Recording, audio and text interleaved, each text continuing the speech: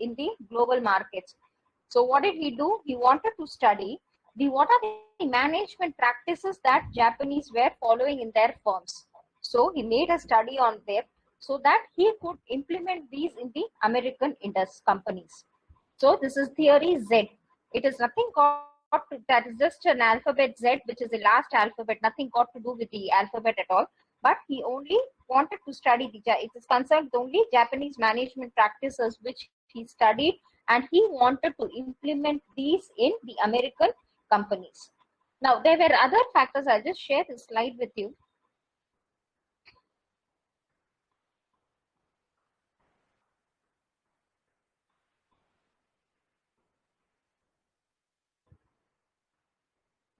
You're able to see this? Yes, ma'am. Yes, ma'am. Okay. Yes, Now ma'am. I'll just read this for you. This is Urwick's theory Z. Much after the propositions of theory X and Y. Now theory X and Y, does anyone remember? Yes, ma'am. About the skilled and unskilled laborers. Good. They were skilled and unskilled labor. So under theory X, we had all kind of people who disliked work. They needed direction. They needed strict supervision. They were given negative motivation. And the people who come under this were mostly who were uneducated, unskilled, and those who were at the lower level of management. And under theory Y, we had all those kinds of employees or all those kind of people who were interested towards work. Ma'am, you're breaking, ma'am. They never, is it, I think it's, We can't hear you. We can't hear you, ma'am. You're breaking. I think you have a problem. Oh, okay. Okay. Now theory Y, we had those kind of people who did like their work. They needed, since they liked their work, they did not needed much direction nor close supervision, and they were, if they given a target, they would achieve it as well. So they were always given positive motivation, and this theory Y is applicable to all those people who are educated, skilled, and at a higher level in the management. Now we are doing with theory Z, which is given by Auchi. Now under this, there are two propositions which made him do. Now each individual firstly should know what the organization goals are. He should, only if he knows the organization goals, then he would know the amount of contribution that he has to put in to achieve these goals. Once he knows the organization goals, he knows how much that I will have to work towards achieving this organizational goals. And secondly is, each individual should also know that the relation of organization goals is going to satisfy his or her needs positively. So this is a cycle. Only if I know how much am I going to contribute towards the organization goals, or how much I need to give amount of contribution, that I achieve the organization goals. So this organization goals is indirectly related to my individual goal also. So both the organization goals and the individual goals, which is a basic of why we need to motivate an employee, is achieved with these two propositions. Now, in view of these two, he made a study of positivity to accomplish both organizational and individual goals. How is it that they achieve it? So, however, Auchi's theory Z has attracted a lot of attention to management practitioners as well as researchers. It must be noted that Z does not stand for anything. It merely is the last alphabet in the English language. Now, what are the four things that he concluded through theory Z, the postulates that he came through is, there is a strong bond between the organization and the employees. The employee participated and they were involved in the management as well. And there was no formal organization structure. And finally, they were looking into the human resource development. So I'll repeat, these were the four conclusions which they could get. That is, there is a strong bond between both the organization and the employees. There was a good close cooperation, coordination among the organization and the employers and the employees as well. The employees were allowed to participate and involve in the management decision making, and there was no formal organization structure as such. And finally, all of them work towards individual, that is the human resource development as such. So what was Auchi's theory Z? it was done to study. There was a study done by Auchi on the management practices done by Japanese, so that he could bring these, because they were quite successful in the global markets there, so that he could implement these in the American companies as well. So there were two things which he wanted to do. One is to achieve the organization goals. Each individual should know what the organization goals. Only then it is possible that he would be able to achieve he would be able to know how much has he got to contribute. So once the organization goals are achieved, it also solves my individual goals. So I am also, as an individual, able to solve my goal, so that I have a growth in as an individual. Based on this theory, there were 4 postulates or the 4 decisions which were said. There is a strong bond. What he studied was, there was strong bond between the organization and employees. The employees participated and involved themselves. There was no formal organization structure. I hope you know what formal organization structure is. There is a hierarchy which every organization follows. There was no formal organization structure which these Japanese companies follow, and each one of them works towards the human resource development. Now, this Auchi's theory Z represents the adoption of Japanese management practices, group decision making, social cohesion, job security, holistic concern for employees, etc., by the American companies. Now, in India, we also have certain companies which follow this, which is Maruti Suzuki, Hero Honda, etc. Now, having understood what this theory Z is, wherein he gave stress on these 4 postulates,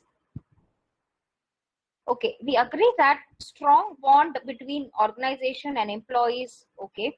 Employee participation and involvement is also okay. No formal organization. Now, what is the criticism towards this theory? What is the criticism against theory Z? Ma'am, due to no organization structure, like the proper decision making is not followed. Okay, so firstly, okay, he says that there is no organization structure, so decision making is not proper. Okay. Anyone else? Ma'am, there could be less human development. Who was the earlier one who said this? Roll number? 13, ma'am, 1-3. Okay. Yes. Lakshit, Yes, ma'am. Just a moment, ma'am. volume is not audible.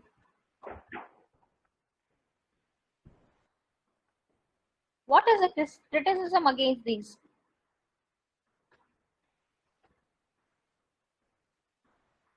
And they be applied everywhere.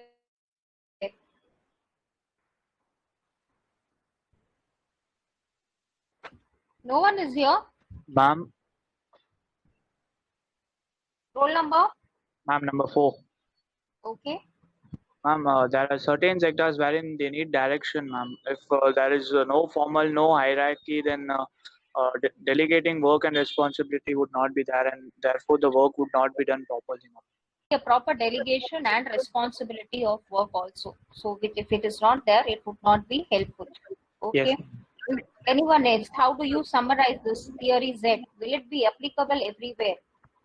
Ma'am, may I say, ma'am, roll number 78. Yes. Roll number? 78, Lakshit, ma'am. 78. Okay. Ma'am, there's also criticism like this is the Japanese based things are based on their culture, on their things, ma'am, which on their period, like it's based fully on the Japanese way of method, ma'am, so which cannot be applied everywhere. This is theory Z is just based on Japanese culture. It might not be that other cultures also it is applicable to. Good. Yes, ma'am. Then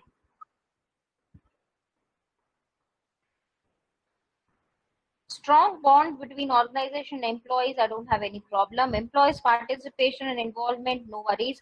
No formal organization structure only is a major problem, and human resource development, that is also good, because we look at only when my employees are able to grow, that my organization would also grow.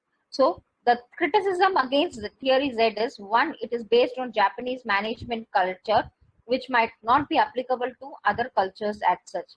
And secondly, it might not be practical that I implement these. practically there should be an authority and responsibility. So under these circumstances, there will no one be who will be responsible, or who we can tell he is responsible if something has not happened. And thirdly, it says that there are no guidelines like when or how can these theories be applied. So these are the three major criticism against theory Z, which is definitely not applicable in all. Though they follow it to an extent, yes, it can be followed, but not overall. Now theory Z, after which it represents, we will again next do with the last theory. After this, we do have three more theories. This is ERG theory.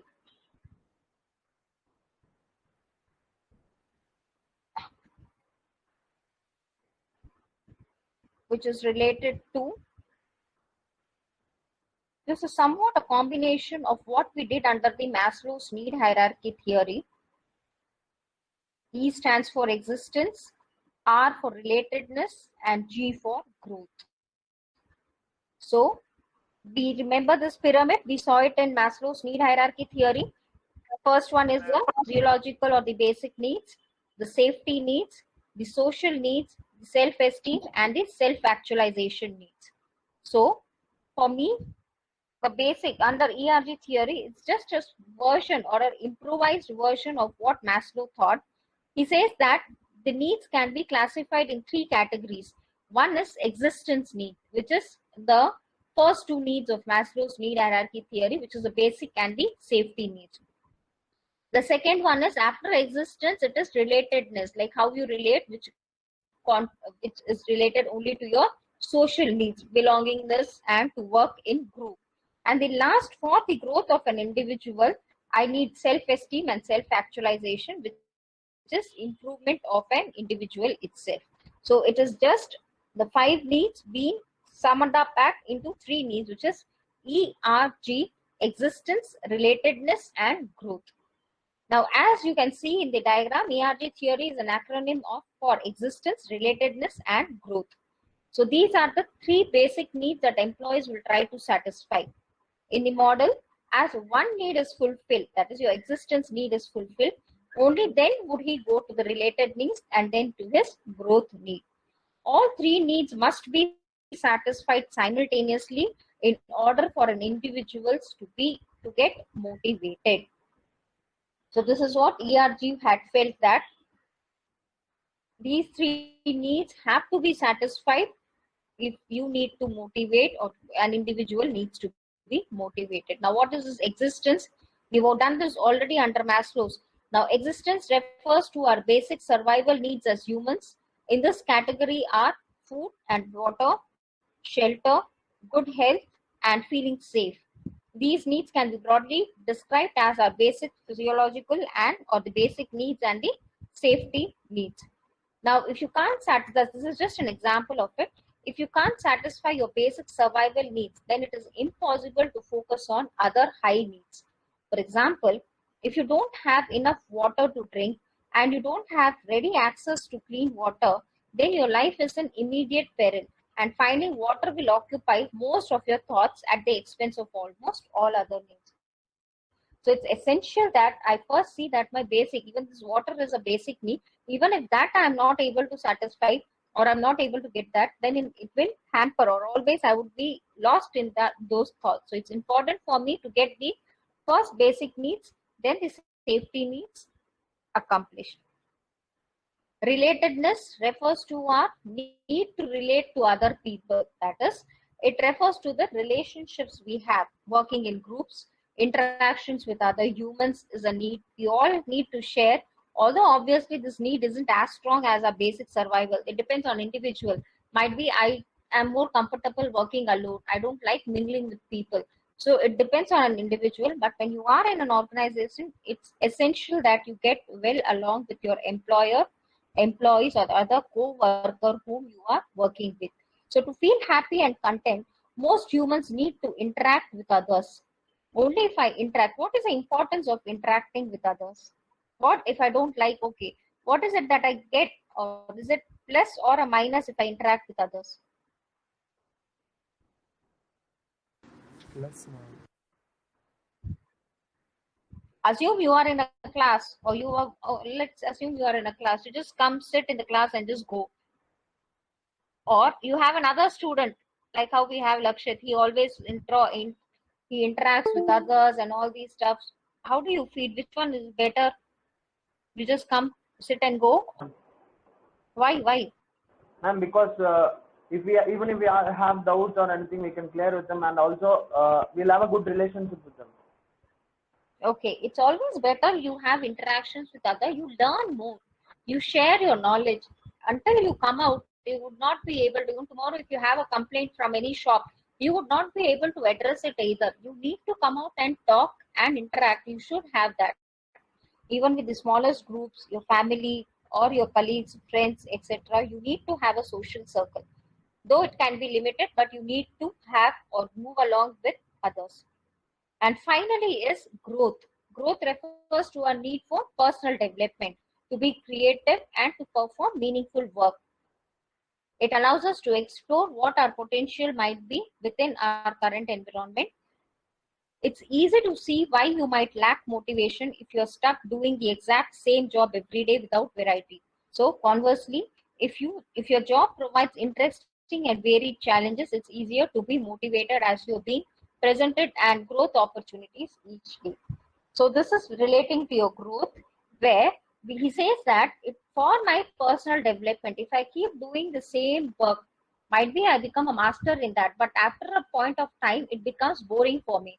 So I need to be given, once I have mastered it, I need to be given a challenging job so that I see that I also learn it and I see my personal growth as such. Now, this is what ERG theory is with students. Now, this was given by Adler-Fuss. It's also known as Adler-Fuss ERG theory. Hope all of you are clear with these two theories today. Yes, ma'am. One was theory Z, and